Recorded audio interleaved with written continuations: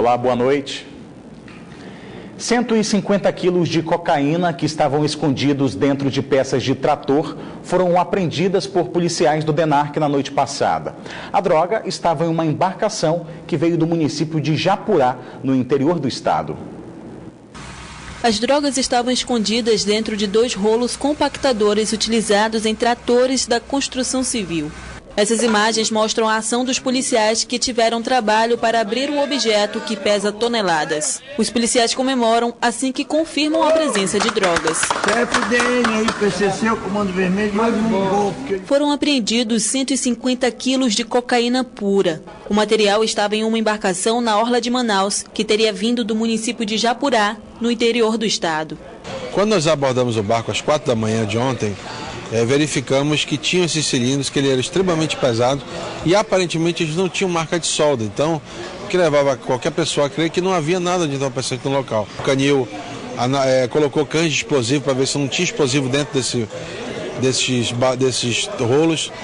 Foi descartada a possibilidade, então passamos a trabalhar em segurança. De acordo com a polícia, as investigações em torno do caso iniciaram em 30 dias. Após a apreensão das drogas, ninguém foi preso, mas as investigações continuam. Os nomes do remetente, de quem embarcou, o nome de quem ia receber e o nome do dono dessa droga estão sendo mantidos em sigilo para que nós possamos conseguir êxito na prisão deles um pouco mais à frente. O delegado afirmou que essas drogas são oriundas da região da Tríplice Fronteira e estariam escondidas no município de Japurá. De acordo com a polícia, só esta apreensão pode ter gerado um prejuízo de 7 milhões de reais aos narcotraficantes. O Tribunal Regional Eleitoral divulgou hoje um balanço da Comissão de Fiscalização da Propaganda Eleitoral realizada em Manaus. Apenas uma irregularidade foi constatada pela comissão durante os dias de campanha. Desde o dia 5 de junho, a Comissão de Propaganda Eleitoral saiu às ruas para coibir eventuais irregularidades dos candidatos ao cargo de governo do Estado. Foram realizadas 42 diligências, mas só uma irregularidade foi encontrada. Um carro de som de um dos candidatos que não teve o nome divulgado estava com volume acima do permitido e foi autuado. A multa ela ainda não foi aplicada, porque depende sempre de se formar um contraditório. Há que se ouvir a parte contrária, ouvir o que vai ser dito, porque o judiciário ele só age, mesmo vendo essa irregularidade, ela precisa ouvir a parte contrária para depois aplicar a multa. Ainda de acordo com os membros da comissão, essa campanha está sendo considerada tranquila e não há muita denúncia. Além das redes sociais, a fiscalização se estende às propagandas no rádio e na televisão. Foram pedidos de direito de respostas que foram concedidas pelo tribunal e a cessação de veiculação de determinada propaganda. Outra preocupação do Ministério Público Eleitoral é a participação de servidores sem a vontade própria durante esse período. Denúncias quanto a constranger servidores para participar de atividade político-partidária, mesmo sem a vontade de tais servidores. Outra questão também bastante relevante é a utilização de instituições religiosas para a realização de atividade político-partidária. Então é importante que a população, caso verifique, a sociedade verifique que há algum tipo de utilização abusiva dessas instituições, leve isso ao Ministério Público, leve isso à Justiça Eleitoral, a fim de que eventuais responsáveis sejam devidamente punidos. O eleitor pode colaborar com a fiscalização denunciando pelos telefones 3622-4499, 0800 096 0004 e pelo aplicativo Pardal, que pode ser baixado no aparelho celular. Foi publicado hoje no Diário Oficial da União o decreto que autoriza o emprego das Forças Armadas para a garantia da votação e da apuração das eleições suplementares do Amazonas.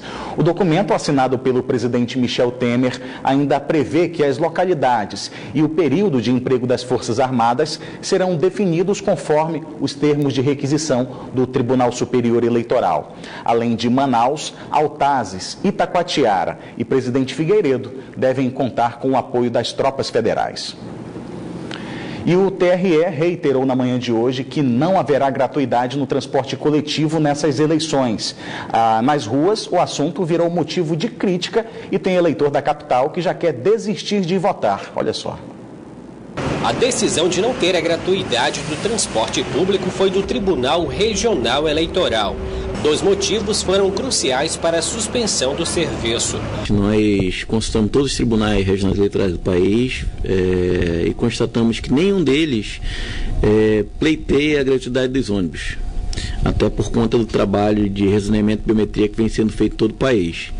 E como nós já tínhamos feito nosso dever de casa, com o rezoneamento, nossa abstenção foi para abaixo de 5%. Então, a soma desses 2 fatores aí nos levou a questionar se valia a pena continuar lutando pela gratuidade no dia da eleição. O Sindicato das Empresas de Transporte de Passageiros do Estado do Amazonas confirmou a informação dada pelo TRE. Outro problema tem preocupado o Sinetran. Todas as passagens registradas nas catracas nos dias da eleição, em que há gratuidade do serviço, são pagas pelo Executivo Municipal. 1.400.000 usuários foram transportados durante todo o pleito de 2014 e 2015. O custo foi de 6,5 milhões, o que não ocorreu até agora. À medida que as empresas não foram remuneradas para prestar o serviço, isso tem um custo muito alto e, sem dúvida, o prejuízo existe. Os usuários já estavam acostumados com o transporte coletivo gratuito, que era comum nos pleitos anteriores, mas a suspensão não agradou nem um pouco os eleitores. Vai prejudicar muito a sociedade, né? Porque tem muitas pessoas carentes que não têm condição de se locomover. Até mesmo com o transporte público já é algo muito difícil e tendo a suspensão, eu creio que atrapalha todo mundo. Vai sim causar, sim. Não é todo mundo que vai querer votar, não. Com a medida, outros eleitores pensam em nem votar. Para eles, tanto fez, tanto faz. Mas para a gente, que nós temos que pagar por isso, entendeu? Eu acho isso um absurdo. Eu não vou, aí eu posso dar uma justificativa, né? É a crise. O TRE investiu 13 milhões para esse pleito e não se preocupa com a abstenção, já que o Amazonas é o segundo menor do país. Quando o eleitor fala que não vai votar por conta da gratuidade de transporte coletivo, realmente, para nós, não afeta muito. Porque nós fizemos um trabalho árduo durante 2 anos e meio, fazendo rezoneamento para que o eleitor tivesse a comodidade de votar perto da sua residência. E hoje, os dados que nós temos consolidados é que 95% do eleitorado mora perto da sua residência e não tem a necessidade de pegar ônibus. A eleição é no dia 6 de agosto. E se o eleitor não comparecer na sua sessão e não justificar a ausência, vai pagar multa e ficar com o título de eleitor irregular. Um incêndio atingiu na madrugada desta terça-feira o galpão de uma cooperativa de catadores de material reciclável no bairro Santa Etelvina, na zona norte de Manaus. De acordo com o Corpo de Bombeiros, cerca de 15 militares atuaram na ação e foram necessários 75 mil litros de água para conter as chamas. No local existiam muitos materiais inflamáveis como papel, sucata e papelão. Por sorte, ninguém ficou ferido. E agora vamos conferir a previsão do tempo para esta quarta-feira em Manaus e também em alguns municípios do interior do estado. Em Manaus o tempo fica parcialmente nublado. As temperaturas variam entre 23 e 33 graus. Em Nova Olinda do Norte a previsão é de sol. As temperaturas variam entre 25 e 34 graus. Em Atalaia do Norte a previsão é de muitas nuvens com possibilidade de chuva. Mínima de 26 e a máxima de 34 graus. E em Silves, a previsão é de tempo ensolarado. As temperaturas variam entre 25 e 34 graus. E agora voltamos a falar de eleições, porque na tarde de hoje o Tribunal Regional Eleitoral indeferiu por unanimidade o registro de candidatura do deputado estadual Abdala Frache para o cargo de vice-governador na chapa da candidata Rebeca. 2 horas depois, a coligação, que poderia recorrer dessa decisão, anunciou um novo vice. O novo candidato a vice-governador na chapa de Rebeca é o vereador de Manaus, Felipe Souza, do mesmo partido de Abdala Frache, que teve o registro de candidatura indeferido na tarde de hoje pelo TRE. Eu queria agradecer enormemente a grandeza e generosidade do nosso querido amigo Abdala, que nesses primeiros dias de campanha foi de grande força, foi um guerreiro nas nossas caminhadas. Então eu agradeço em seu nome todo o partido do Podemos por ter indicado o Felipe, que não é um vereador 10 não, é um vereador 11. Né? A partir de hoje é vereador 11. Abdala Frache possui condenação pelo crime de cartel no Tribunal Regional Federal e, por isso, o colegiado do TRE julgou por unanimidade que o deputado se encaixaria na lei da ficha limpa e, por isso, não pode mais concorrer a cargo público. A decisão ainda cabe recurso, mas, de acordo com Rebeca, a medida poderia prejudicar o andamento da campanha. Ele vai se defender, eu tenho muita certeza e convicção pelo que a justiça, pelo que os advogados dele colocaram, é que ele está tranquilo em relação a isso, mas que ele não queria transformar essa eleição numa eleição judicializada, que é muito comum quando você não consegue ir para as ruas pedir voto. Felipe Souza, que está no segundo mandato de vereador de Manaus, comentou a escolha e agradeceu a indicação do partido. Deputado, em nome do projeto, em nome da mudança do Amazonas, abriu mão para que nós possamos continuar sem nenhum tipo de pessoas de protesto, usando a mídia de alguma maneira contra a gente, os nossos adversários, para que a gente possa seguir firme na luta, porque nós já entendemos e o povo do Amazonas entendeu que o momento é de mudança, é de renovação, e é isso que o 11 representa. E nós vamos fazer esse Amazonas ser diferente daqui para frente. Seguindo uma recomendação do Ministério Público Federal do Amazonas, o governo do estado alterou a denominação de bens públicos estaduais com o nome de pessoas vivas.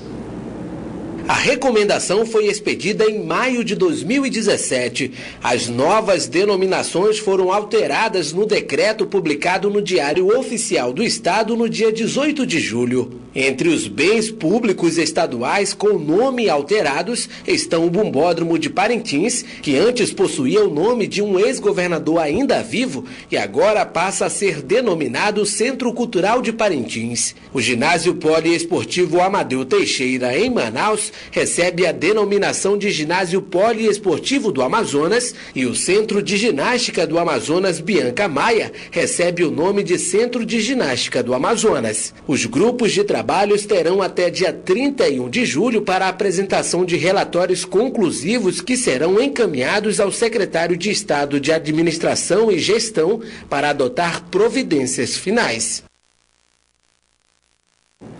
Um projeto de lei que tramita na Câmara de Vereadores de Manaus propõe que 100% dos usuários do transporte coletivo da cidade utilizem a bilhetagem eletrônica para pagar a tarifa do transporte coletivo. A medida visa reduzir o número de assaltos.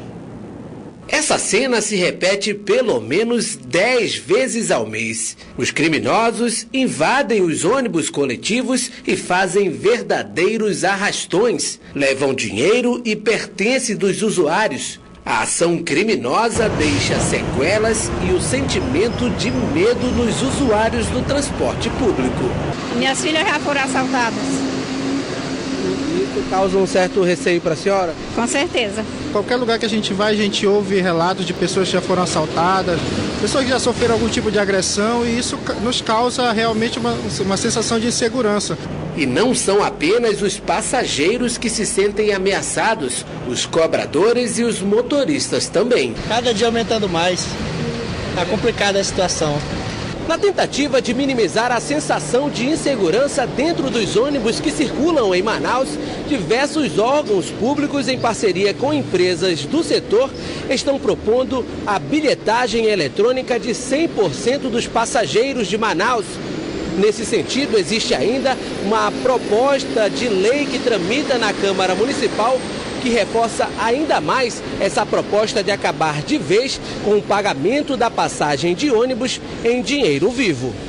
O autor da proposta na Câmara de Manaus é o vereador Gedeão Amorim, do PMDB, que defende que o pagamento da passagem seja feito por meio da bilheteria eletrônica, sem a presença do cobrador. O que nós temos de estudos, isso foi uma proposta baseada em experiências de outras cidades do Brasil, a principal delas é Mato Grosso, Campo Grande, Mato Grosso do Sul, porque tem uma população relativamente grande. Nós conseguimos debelar em cerca de 80% os assaltos ao interior dos ônibus. O mesmo entende o Sindicato das Empresas do Transporte Coletivo de Manaus, que pretende evitar os assaltos aos coletivos, retirando o dinheiro e implantando a bilhetagem eletrônica em toda a frota da capital. Após uma decisão da Prefeitura, com a expansão dos pontos de venda, de modo que a população não será em momento algum prejudicada e será usado o tempo necessário, o tempo que for necessário para a adaptação. Vale lembrar que a proposta não é unanimidade entre os vereadores de Manaus. Há parlamentares contrários à proposta, porque, segundo eles, a bilhetagem eletrônica pode evitar apenas os assaltos, mas deve deixar os cobradores desempregados. O Band Cidade fica por aqui, mas continua na internet, onde você pode acompanhar outras notícias nas redes sociais Facebook e Twitter da Band Amazonas. Para rever nossas reportagens, acesse o canal da Band Amazonas no site youtube.com. Você também pode enviar sugestão de reportagens para o nosso WhatsApp. O número é o 99205-1478. Fique agora com o horário eleitoral. Em seguida, tem as principais notícias do dia no Brasil e no mundo com o Jornal da Band. Uma boa noite para você e até amanhã.